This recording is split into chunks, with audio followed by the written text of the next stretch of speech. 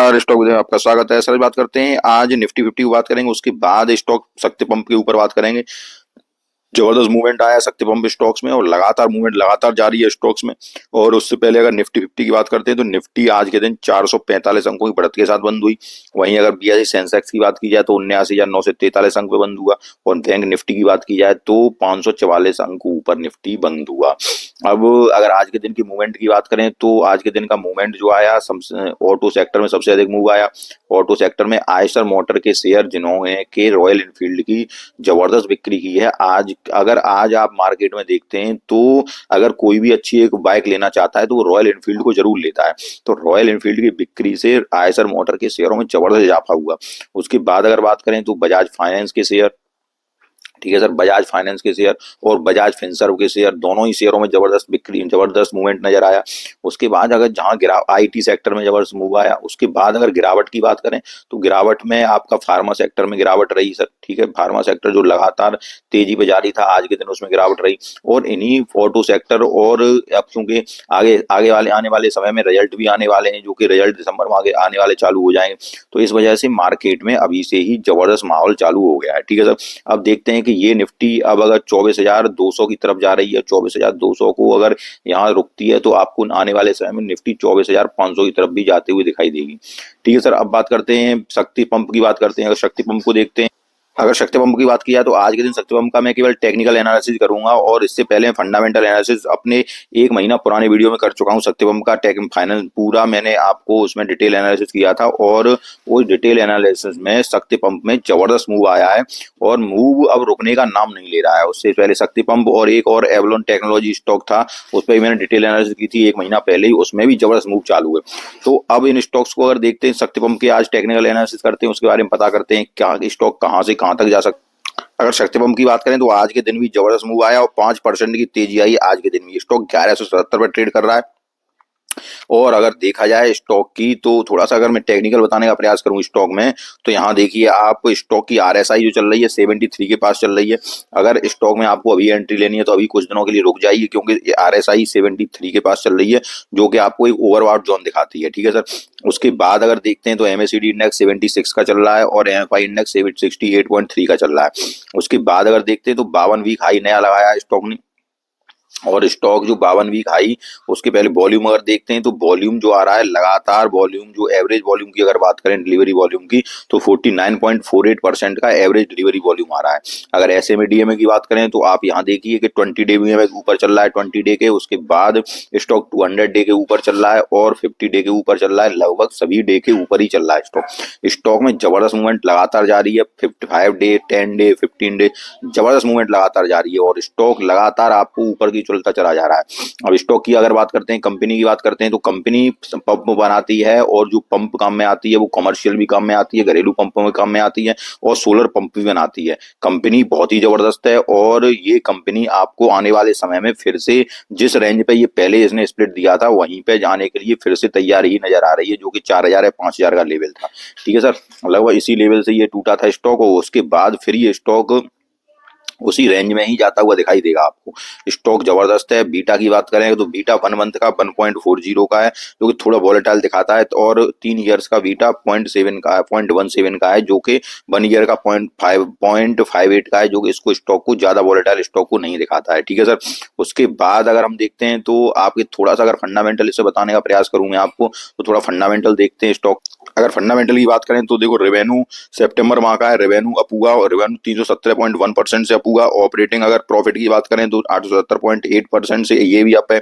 ईबिटदा की बात करें तो ये भी अप है। उसके बाद नेट प्रॉफिट देखिए आप 1630.7% से अप है और बेसिक ईपीएस की बात करें तो ये भी अप है। सारा को सारा स्टॉक जो है फंडामेंटल बहुत ही जबरदस्त नजर आए स्टॉक के। उसके बाद अगर हम सितंबर से पहले अगर जून के क्वार्टर की बात करते हैं तो जून के क्वार्टर में अगर हम देखते हैं तो जून के क्वार्टर भी आपको पॉजिटिव ही सारा कुछ नजर आता है। स्टॉक में लगातार तेजी यहीं से जारी है। अगर शेयर होल्डर पैटर्न की बात करें, शेयर होल्डर पैटर्न देखिए आप, प्रमोटर के पास 51.58% का माल है, एफआईआई के पास 3.11% का माल है, और म्यूचुअल फंड के पास 5.9% का माल है। पब्लिक के पास 39.19% का माल है। अगर ये कब का डाटा है, ये जो नया डाटा अपडेट हुआ है 26 नवंबर का डाटा है, ठीक है। 26 नवंबर से अपडेट हुआ है ये डाटा, जिसमें कि एफआईआई की होल्डिंग 3.11% है और म्यूचुअल फंड की होल्डिंग 5.9% है। वहीं अगर सितंबर के डाटा की बात करें तो सितंबर में देखो म्यूचुअल फंड से इस बार से म्यूचुअल फंड ने अपनी होल्डिंग्स घटा ली है, ठीक है। वहीं अगर एफआईआई की बात करें तो एफआईआई ने भी इस बार अपनी होल्डिंग थोड़ी सी घटाई है, ये बात याद रखिए। नवंबर के क्वार्टर में थोड़ी सी एफआईआई ने होल्डिंग घटाई है, म्यूचुअल फंड ने भी होल्डिंग्स घटाई है। उसके बाद अगर यहाँ पे थोड़ा सा अगर और देखते हैं तो पब्लिक की होल्डिंग पिछली बार कितनी थी, 38.27% थी, जो कि नवंबर के क्वार्टर में पब्लिक की होल्डिंग 39.19% हो गई है, ठीक है सर। ये तो इसका शेयर होल्डर पैटर्न रहा। लेकिन थोड़ा सा अगर और हम बात करते हैं, अगर स्टॉक के पी रेशियो की बात की जाए तो 43 का पी रेशियो, जो कि अभी भी कहीं से ज्यादा उचित ज्यादा नहीं नजर आता है। 43 के पी पे कंपनी काम कर रही है। और अगर बुक रेशियो अगर देखा जाए, प्राइस टू बुक रेशियो 18.7 का है, और इंस्टीट्यूटर की होल्डिंग जो है आपकी 9.2 इंस्टीट्यूट होल्डिंग इंक्रीज हुई है, ठीक है सर। उसके बाद अगर हम यहाँ पे देखते हैं, अगर यहाँ पे भी हम बात बात करते हैं तो अभी भी स्टॉक को स्ट्रॉन्ग बाई की सलाह ही दी जा रही है, ये बात याद रखिए आप। अभी स्टॉक को स्ट्रॉन्ग बाई की सलाह दी जा रही है। और अगर ये टारगेट अगर दिया जा रहा है तो लगभग आपको 1700 का बताया जा रहा है, जो कि यहाँ से 48.9% का अब दिखाया जा रहा है, जो कि 1700 तक का टारगेट बताया जा रहा है। लेकिन सर ये केवल एनालिस्ट की राय है, इसमें मेरी कोई राय नहीं है, ये बात आप याद रखिएगा, ठीक है सर। मेरी तरफ से स्टॉक की बाइंग और सेलिंग की कोई भी राय नहीं है। लेकिन हाँ, स्टॉक जबरदस्त है और जबरदस्त स्टॉक है, फंडामेंटल बहुत ही अच्छे हैं और सारे टेक्निकल्स ही अच्छे हैं, जो कि इसको अपसाइड मूवमेंट ही बता रहे हैं, ठीक है सर। आगे अगर बात करते हैं, अगर ऑर्डर बुक की बात करें शक्ति पंप के पास, तो शक्ति पंप के पास 30 सितंबर 2024 के डाटा के अनुसार 1800 करोड़ की ऑर्डर बुक है। शक्ति पंप के पास कितनी सर, 1800 करोड़ की ऑर्डर बुक है। और उसके अलावा अगर हम बात करें तो ये शक्ति पंप जो है क्या करती है, ये तो मैंने पहले ही बताया, मैन्युफैक्चरिंग जो ये वाटर सबमर्सिबल पंप वगैरह बनाती है। और अगर इसकी प्रोड्यूसर की क्षमता देखें तो ये लगभग 5 लाख पंप एंड मोटर्स को एनुअली बनाती है, ठीक है सर। फैसिलिटीज है जिसकी 2 मैन्युफैक्चरिंग फैसिलिटी है that can produce 5 lakh pump and Motors annually, ठीक है। अब हमारे शक्ति पंप के चार्ट के ऊपर, अगर चार्ट के ऊपर शक्ति पंप के पे आते हैं तो देखिए जबरदस्त पैटर्न बनता है चार्ट पे भी। और ये पैटर्न लगातार अपसाइड के मूवमेंट की हुई ओर दिखाता है आपको। ये वाला वीक रहा, इस वाले वीक से अब की बार वीक में भी 5% का सर्किट लग रहा है। और ये सर्किट लगातार जारी है, लगातार जारी है, शक्ति पंप में सर्किट लगातार जारी है। और ये देखिए आप अगर मूवमेंट की बात करें तो यहाँ से इस स्टॉक की जो मैंने ट्रेंड लाइन डाली है, अब अगर स्टॉक को अगर आप शॉर्ट टर्म में भी ट्रेड करना चाह रहे हैं तो शॉर्ट टर्म में भी अगर एक आप छोटा सा एसएल रख सकते हैं, जो कि पिछले वीक का आप इसी ट्रेंड लाइन के पास रख लीजिए 9 से 24 का। अगर ये एसएल अगर आप रखते हैं, क्योंकि देखो बड़े स्टॉक में बड़ा एसएल में इसलिए बता रहा हूँ, वैसे ये एसएल भी ठीक रहेगा इसके लिए आपका। कौन सा, ये वाला जो इस वाले वीक के लिए नहीं सर, ये वाला। इससे क्या है कि ये ट्रेंड लाइन का एसएल बहुत ही बेटर रहेगा, 9 से 28 का एसएल, ठीक है। अगर आप शॉर्ट टर्म के लिए ट्रेड कर रहे हैं, कौन सा सर, 928 का एसएल। अब बड़ा एसएल में इसलिए बता रहा हूँ क्योंकि देखिए जब स्टॉक को लॉन्ग टर्म में हमें ट्रेड करना होता है, कौन सा सर, लॉन्ग टर्म में, जब हमें स्टॉक को लॉन्ग टर्म में ट्रेड करना होता है तो हम एक बड़ा एसएल लेके चलते हैं। वैसे एसएल की जरूरत नहीं है शक्ति पंप के स्टॉक में, लेकिन जो शॉर्ट टर्म के लिए होते हैं उनके लिए बता रहा हूँ। लेकिन ये मेरी कोई, मैं फिर से बता रहा हूँ, कोई भी बाई और सेल की रिकमेंडेशन नहीं है, ठीक है सर। एक थोड़ा सा मैं आपको समझा रहा हूँ, इसलिए बता रहा हूँ कि एक मैंने ट्रेंड लाइन डाली है। अगर लोग जो शॉर्ट टर्म के लिए होते हैं तो वो इस ट्रेंड लाइन के पास एसएल रख सकते हैं, वहां से फिर हम स्टॉक को ट्रेड करते हैं, ठीक है। लेकिन स्टॉक जबरदस्त है, एसएल रखने की कोई जरूरत नहीं है स्टॉक में। लेकिन अब आपको क्या करना है, लॉन्ग टर्म के लिए ऐड करना है। थोड़ी सी आरएसआई ओवरबॉट जोन में चल रही है, आरएसआई कहाँ चल रही है आपकी, ओवरबॉट जोन में चल रही है। इस वजह से अभी आप थोड़ा सा ठहरिए, स्टॉक को थोड़ा सा नीचे आने दीजिए, और जब स्टॉक नीचे आएगा तब स्टॉक को आप ऐड करिए। अगर अभी हाथ से आपके से निकल गया है, वैसे मैंने 1 महीना पहले ही आपको बताया था, अगर आप मेरे लगातार व्यूअर हैं तो मैंने 1 महीना पहले ही बताया था इस स्टॉक को। और ऐसे काफी स्टॉक हैं जो मैंने लगभग 2 महीना पहले ही बताए थे, आज जबरदस्त मोमेंटम पे चल रहे हैं, जबरदस्त ऊपर की तरफ जा रहे हैं, ठीक है सर। अगर आप मेरे लगातार व्यूअर हैं तो आपको पता होगा सारे के सारे स्टॉक्स जो मैंने फंडामेंटली अच्छे बताए थे और जिनको मैंने नेगेटिव बताया था वो नेगेटिव ही आज के दिन चल रहे हैं।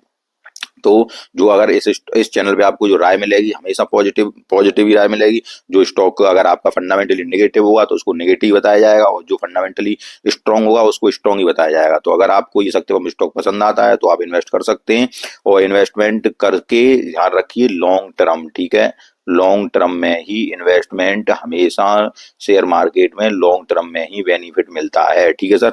लॉन्ग टर्म यहाँ पे क्या मतलब है, 1 साल से ऊपर। ठीक है सर, 1 साल से ऊपर और 3 साल तक ये लॉन्ग टर्म है। उसके बाद आप ले जा सकते हैं आगे की ओर लगभग 5 साल। ठीक है सर। उसके बाद ये नहीं कहता हूं कि मैं 10 साल 20 साल, ये कुछ नहीं होता है। ठीक है। तो अगर शेयर का, अगर मार्केट, अगर कंपनी का फंडामेंटल अच्छा है, कंपनी का कामकाज अच्छा है, तो आपको वो 3 साल में 5 साल में बेहतरीन रिटर्न देगी। तो आपको सारा कुछ समझ में आया हो तो वीडियो को लाइक कीजिए, चैनल को सब्सक्राइब कीजिए। धन्यवाद।